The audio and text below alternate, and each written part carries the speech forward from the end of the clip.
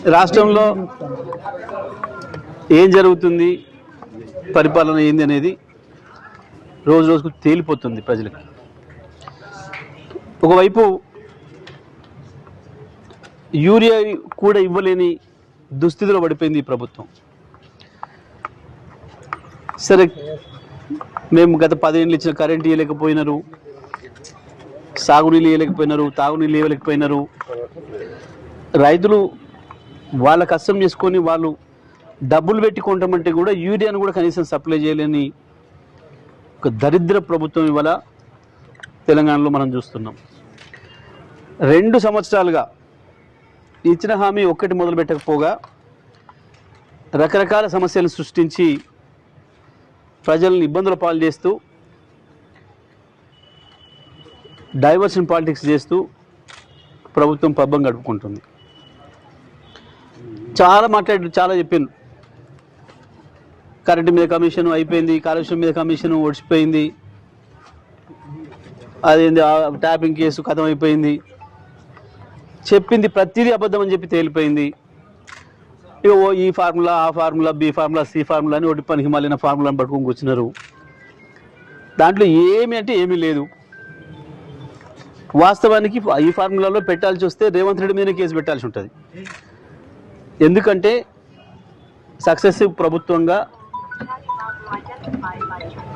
మీ బాధ్యత, గత ప్రభుత్వం చేసిన పనులను కొనసాగించాల్సిన బాధ్యత, వాటిని పూర్తి చేయాల్సిన బాధ్యత, ప్రభుత్వానికి రావాల్సిన ఆదాయం తీసుకోవాల్సిన బాధ్యత, ఇవ్వాల్సిన చోట ఇవ్వాల్సిన బాధ్యత. ప్రభుత్వం కంటిన్యూషన్ ప్రాసెస్ కాబట్టి జరగాలి. కానీ ఫార్ములా ప్లేస్ పెట్టలేకపోవడం నీ చేతగాంతనం,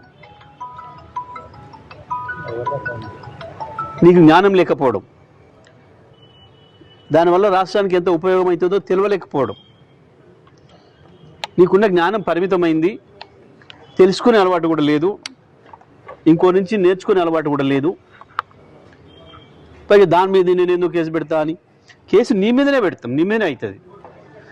ఎందుకంటే ఎవరికైతే పైసలు చేరినాయో వాడిని కలిసిండు, నువ్వు వాడు కలిసి మిలాఖత్ అయింది. వాని కాడ డబ్బులు వసూలు చేయాల్సింది చేయకుండా సాటుగా వాని కాడ ఏదో డబ్బులు తీసుకున్నట్టున్నావు. అందుకనే దొంగ డ్రామా చేస్తూ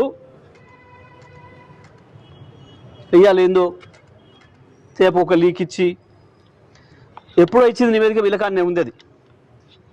కానీ నిన్న గ్రూప్ 1 విషయంలో నీ చేదగంతనం బయటపడిన తర్వాత తెలంగాణ యువత ముందట నువ్వు తలదించుకునే స్థితి వచ్చిన రోజు ఓ నాటకం వేసి మీడియాలో కొంత స్పేస్ ఆక్యుపై చేద్దామని చెప్పి ఏదో మాట్లాడినావు.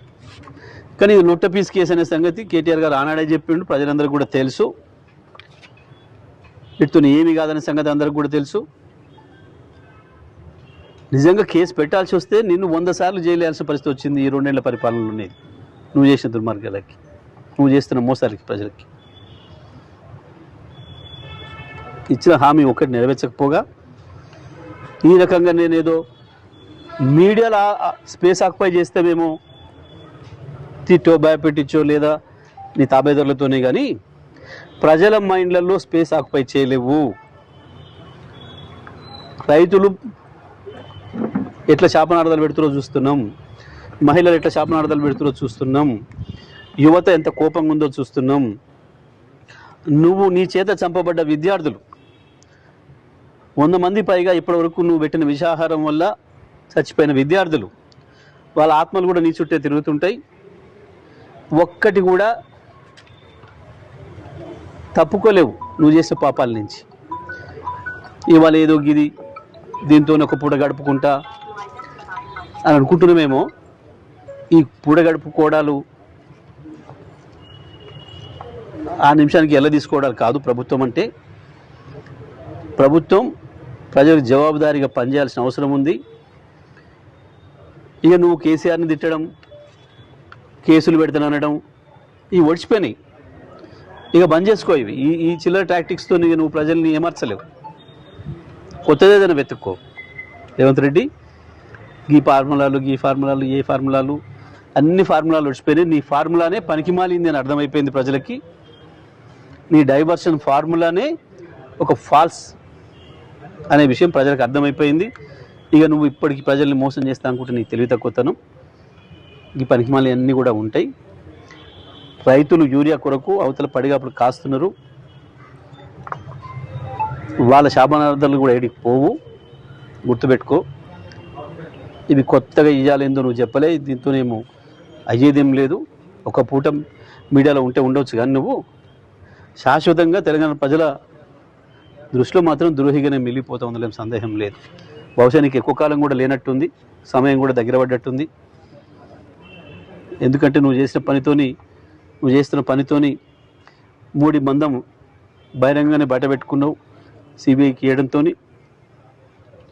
బహుశా మీ నాయకుడికి ఇప్పుడు కళ్ళు తెరిచినట్టున్నాడు, ఇప్పటికి అర్థమైనట్టుంది పైన కూడా మీ బంధం ఎంత పటిష్టమైందో. చోటబాయ్ బడేబాయిల బంధం.